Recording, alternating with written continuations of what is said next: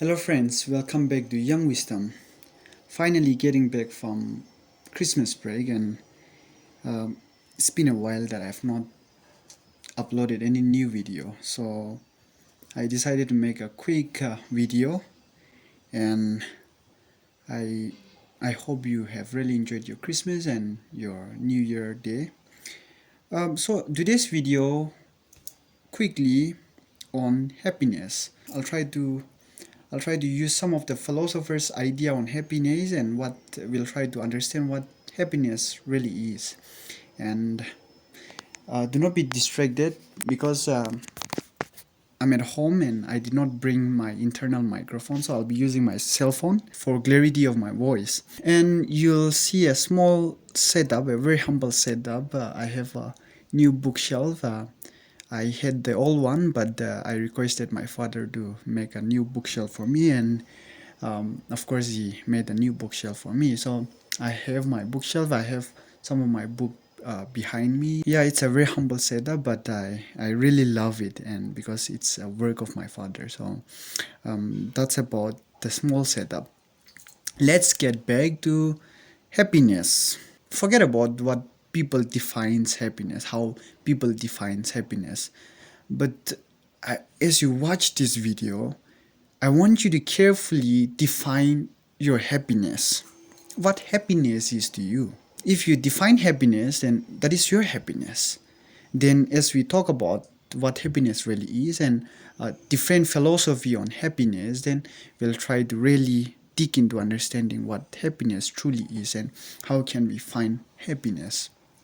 So, as we start this video, go on, define yourself happiness. Before, I've read different articles on happiness and different psychological perspective of happiness, but I will majorly be referring to three of the books that I've read. So one is The Republic by Plato, and the other one would be Philosophy of Life, and then the third book will be Meditation by Marcus Aurelius. So three major books. Why it is indispensable to touch philosophies on happiness? Because we can talk about happiness psychologically, right? There are different aspects, psychological aspects of or perspective of happiness, and we can really dig into it. But some of the important things that philosophy touches is it goes really deep. It makes us understand happiness more efficiently than I suppose psychology would. The thing about philosophical perspective of happiness is that it makes us think. So that is why I find it necessary to touch philosophy when it comes to happiness. I find there is a huge conjunction between psychology and philosophy. That is why I'm a student of psychology, but I really love reading books written by philosophers on different philosophies. So it makes me understand better about psychology as well. So therapies like CBT, cognitive behavioral therapy, that is used by different therapies in therapeutic sessions, or humanistic therapy, or logotherapy. So those few therapies are very much found in psychology, or very much found in different psychological settings. So in helping patients, they use different therapeutic strategies, or they use different therapies to help patients. There are two major inventors of cognitive behavioral therapy. First is Aaron Beck and Albert Ellis.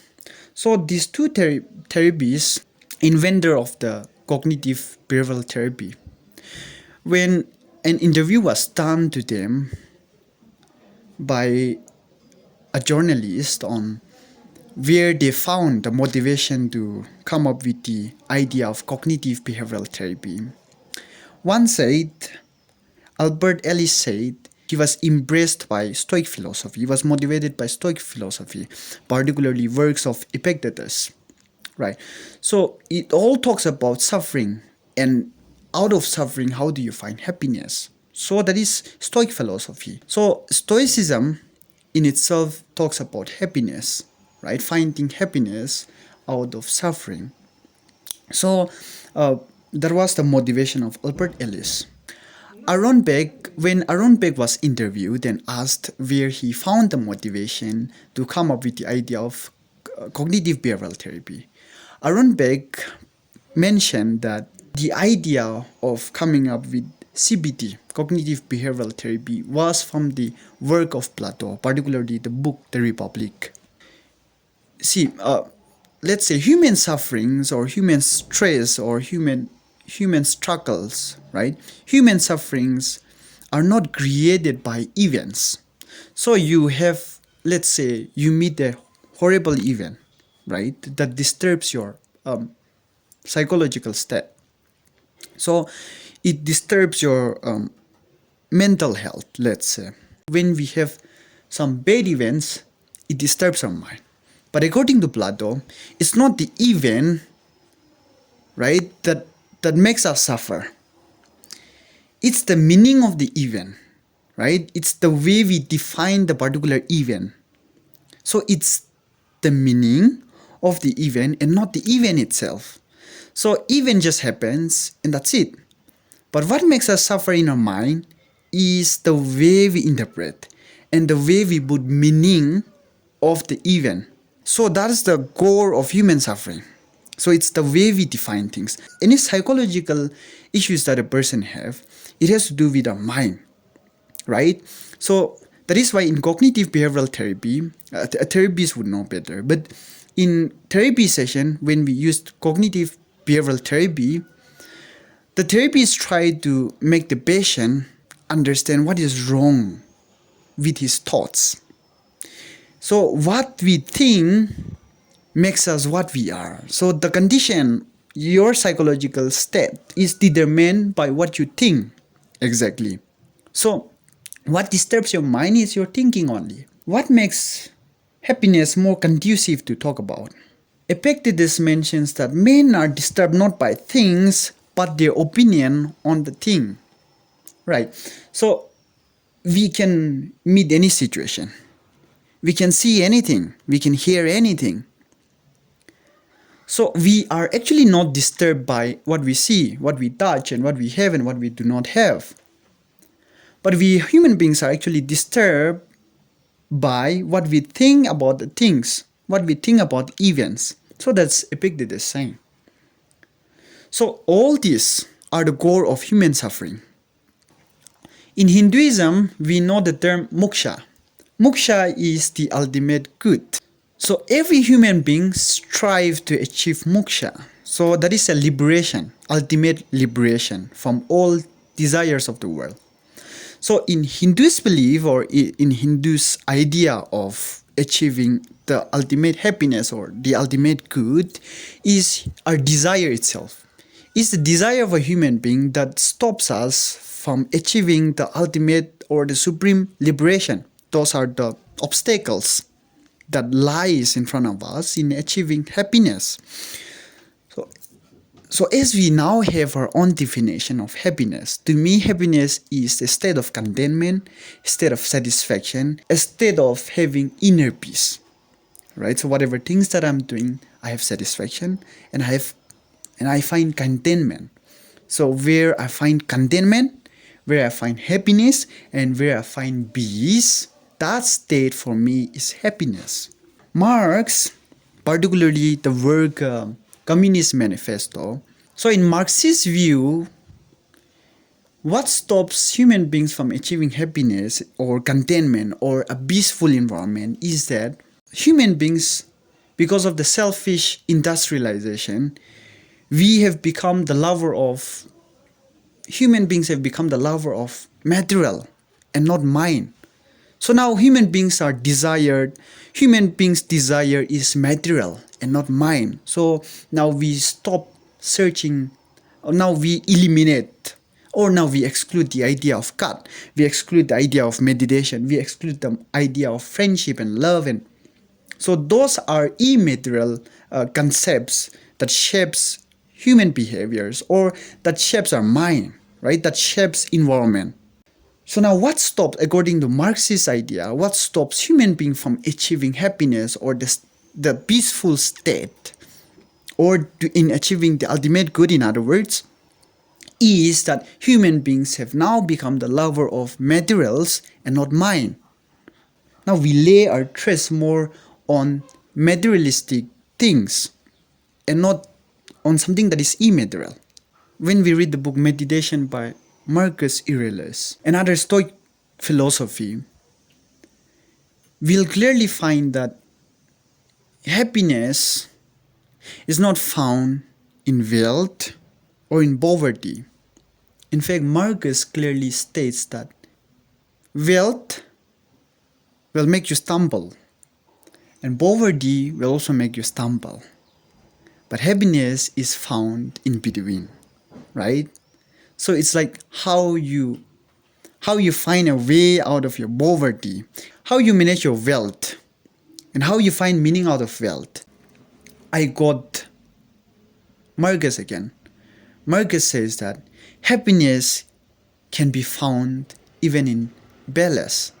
So when we talk about balance, everything, like we can imagine the wealth, right? We can imagine money, we can imagine the state of a king, the state of a princess or prince, or the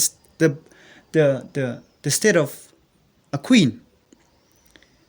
Like what lacks, right? What is there anything that lacks in a palace? What is the thing that king does not have? What is the thing that is not there in palace? So happiness might be something that is missing. You don't find happiness in money. You don't find happiness in wealth. And you also don't find happiness in poverty. Right? So that is why there is a particular verse from Bible. It's a prayer that says, "Do not put me in a state of poverty." I don't exactly remember the verse. But it says, "Do not put me in a state of poverty so that I would steal. Also, do not bless me with too many wealth that I might forget you," right? That I will forget you. So happiness is found in finding purpose. Right? Happiness is found in finding purpose. Quickly, I'll cite this and then I'll jump into conclusion. When we read the book Man's Search for Meaning by Viktor Frankl, Viktor Frankl briefly is a psychologist, right? He's existentialist. And during the Second World War, he was put into the concentration camp, and when terrible things he witnessed when he was in the concentration camp, when he was in the Holocaust, he see terrible things around him. Inside the prison camp, people are shot to death, people are murdered, right? People are raped, and all the horrible things that you can imagine that a person would see during the Second World War inside the concentration camp. What Viktor Frankl did was he always tried to find the good things that happened in the concentration camp. He always tried to find the beautiful things that happened during Second World War. And when he was finally released after the Second World War, he came up with the book Man's Search for Meaning. And he started a therapy that is called logotherapy. So logo in itself means helping a person find meaning. So human beings struggles, human beings are lost, human minds are shattered, human minds are manipulated when we do not find meaning in life. That is why Viktor Frankl's work directs or alludes to the idea that when you have purpose in life, you will always try to find the good things that happens even in the worst thing, even in the worst state. We can talk about happiness in three different aspects: subjective, individual level, societal level, and transcendental level. So happiness I can define on what is inside of me, right? That is in very subjective level.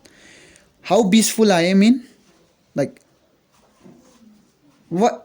in what state I am in, the peaceful state I am in, or the satisfaction that I have internally, or collectively, how satisfied we are with the environment, or collective happiness, or your relationship with the external supreme being, what we would call it as God, your relationship with God, your the because that is transcendental. Happiness sometimes is very much transcendental. Happiness is also depending on your relationship with the transcender. So we can understand happiness in three levels: individual level, societal level, and transcendental level. Happiness in Greek word is eudaimonia. When we read the Plato, the Republic, written by Plato, he also mentions, briefly talks about the work of, or the thoughts of, Socrates. So when Socrates agrees to the idea of the Democrats, so the ultimate goal, or the common good, or the ultimate goal of the Democrats were to find happiness. So happiness is not found in materials.